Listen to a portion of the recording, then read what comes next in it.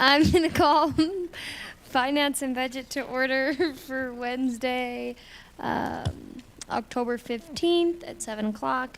Present are Commissioners Thatcher, O'Neill, O'Leary, Walker, and Shea. Let the record show that Commissioner Boyle is absent and excused. We will start by going over the expenditure list. Commissioner Shea, do you have any questions on the expenditure list? I'll come back to you, Commissioner O'Neill. Commissioner O'Leary, do you have any questions? Okay.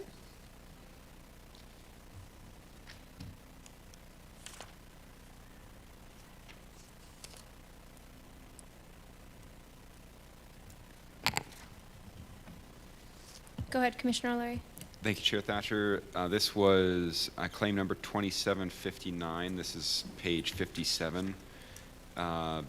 HDR engineering fees for ESR, Montana Craft Malt. Just wondering what exactly that was. It looks like it's coming out of the Tippett Fund. Director Hassler.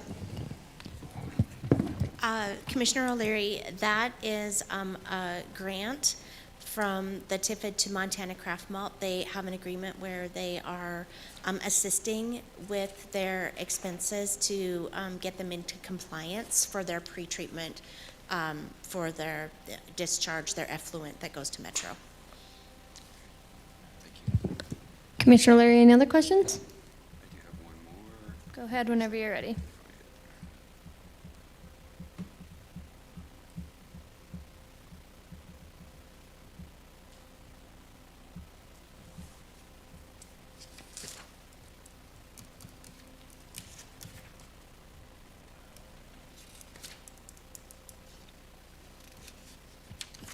Okay, this is claim 2678, page 82, hollow contracting. The description on this is just Edwards, 304 tons. I don't know if that was asphalt or... Commissioner O'Leary, that is for asphalt. There was water line replacement down in the Edwards area, and when they're finished with the water line, they contracted with Hollow to, not contracted with Hollow to fill the ditch, but they purchased the asphalt. It's part of their bid with Hollow for their tonnage of asphalt for the year. Great. Thank you. That's all I have. Thank you, Commissioner O'Leary. Commissioner Walker. Yes, mine is 2906, page 23. It says 770.89 to go to a training in Helena. I mean, is that gas, lodging, or? Director Hassler. Yes. 2906. It's page 23 of 102. Are you For some- talking about Bryce Foley? Sheriff travel for training advance for Bryce Foley? Yeah. I mean, I was just wondering what that includes, the 770.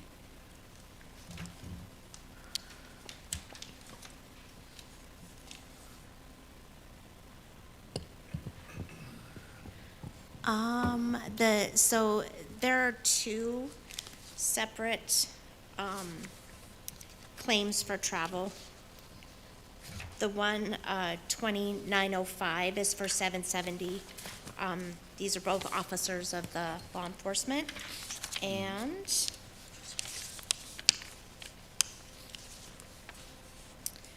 the 770 includes $80 for meals over the course of 4 days, mileage of 164 miles, so the total mileage is reimbursed at the IRS rate of 70 cents, so the total for transportation is $114.80. And then there is 4 nights of lodging at $130.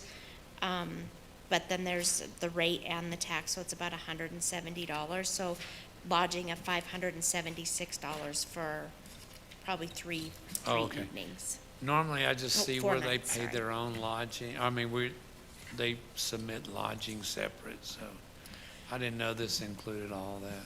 Sure. So this is our travel. This is a travel advance form. They fill it out, and then it is approved by our auditor based on state rates or mileage or our meal reimbursement policy. And then when they come back, it's reconciled because this is in advance. So when they come back, they're required to, reconcile and say, okay, this was how much my lodging was. So we may owe them $10 more even if there was just a small difference. Or if the rate was less, then they would be required to pay us the difference back.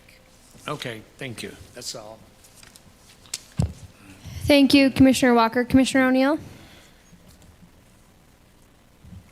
Thank you, Madam Chair. I do have a question. It's page 65, claim number 2899. Looks like hazardous materials technical training for $19,650.50. Just curious what that is.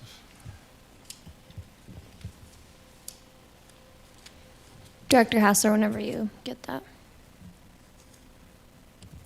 So Commissioner O'Neill, this is a grant that was received from, I believe it is FEMA. It's called HMEP training. And then we can either, I think we either pay somebody to come here and train our fire department folks, or we send people to training. But based on this saying that it's a flat rate, and it's a refresher in specialized hazmat equipment training that they come here to train our people, and it is grant funded. There is no match required for these. Thank you. Another one? Yeah, one more question. Page 89, claim 2829. It's for solids handling construction for $364,108. And then it's just under the Public Works and then the ARPA screw press project. What? I forgot what that is. So this is a project at Metro. It's called Solids Handling. It's an upgrade to some of, they're called screw presses, and it's just how they handle the residual Metro material. And so it's an upgrade. It's supposed to make it more efficient and, save on our O&M costs. Anything else, Commissioner O'Neill?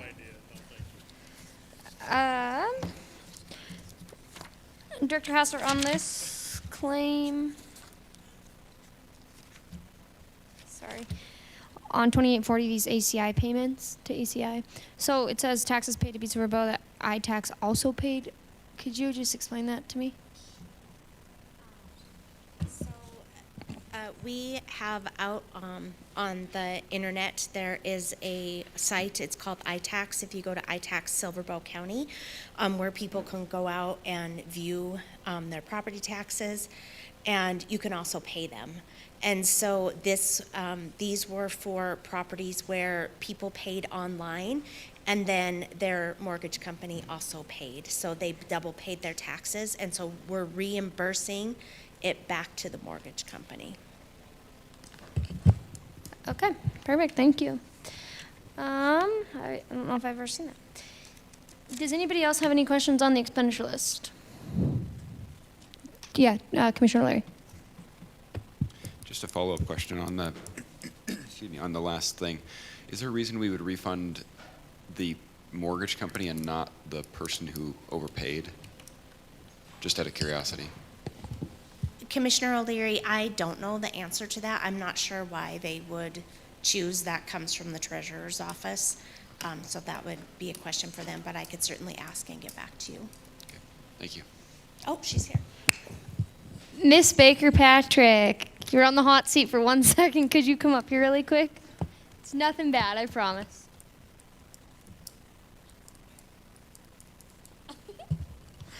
So, I'm sorry. I had a question on this ACI payments, just because I've never seen it. Taxes paid to Butte-Silver that need to be funded through the iTax. Director Hassler gave us an explanation and said that this money has then been refunded to the mortgage company. Is that what you said, Director Hassler? Is this the mortgage company? Because people pay online and we receive payment from the mortgage company. Yeah, it's either that or it's an MSF. And Mike hasn't been able to collect on it, so we have to send it back to ACI, which is our My Tax Payment Processor. Okay. And so they'll send us an invoice of all the ones that haven't been paid, I guess, or have gone NSF, and then he'll go through and try and get a hold of the people to come in and pay their taxes, so we usually give them a little bit of time. Okay. We can't get a hold of them by phone, because you know how hard that is these days. Yeah. We send them a letter, usually give them about 30 days, and then he'll back the taxes out, and we refund ACI. Did that explain your question, Commissioner Larry? Mostly, I think my follow-up would be, is that refund going back to the individual or to the mortgage company? It's going back to the payment processor, because they Yeah. actually were holding the funds that paid us. And So they if- didn't get paid by the customer. And they got paid by the customer, or they got paid by the mortgage company? No. They didn't. This would be like individuals going on our online Okay. website. Yeah. So And- likely that money is going back to the individual, not No. necessarily, oh, No, okay. this is like an NSF, that Yeah. they didn't come good with the funds either on their credit card or a check. Sure. An e-check. And so the payment processor paid Butte-Silver Bow. The Yeah. taxes were paid, but they weren't able to clear funds from the customer. So they're clawing it back. So they invoiced us to pay Yeah. them back, Yeah. and, yeah. So we Gotcha, try to okay. get a hold of the customer to tell them we're backing their taxes out, but Yeah, that makes, I just had never, I don't know if I've seen this before, so I was confused. there's Perfect. probably been maybe one or two, but it's so sporadic. Okay. I'm not sure why there's this many this time. I'll have to ask Mike, but I mean, it could just be he's been working on them. Oh, yeah, no, you're good. I just, it was new to me, so I appreciate your help. Yeah. Thank you. Thank you. Thank you, Director Hassler. Any other questions on the expenditure list?